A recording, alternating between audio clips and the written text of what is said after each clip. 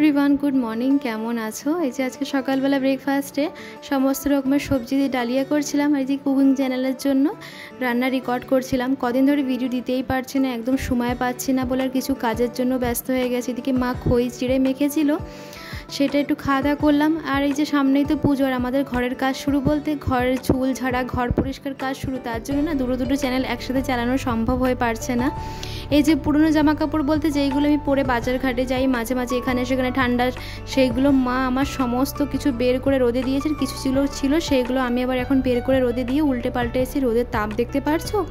কিছুদিন আগে তো বৃষ্টি গেল, এখন কন্টিনিউ রোদ হচ্ছে, তেমনি গরমও দিচ্ছে। এদিকে মশলা পাতি আমার মা সমস্ত কিছু রোদ্দুরে দেয়।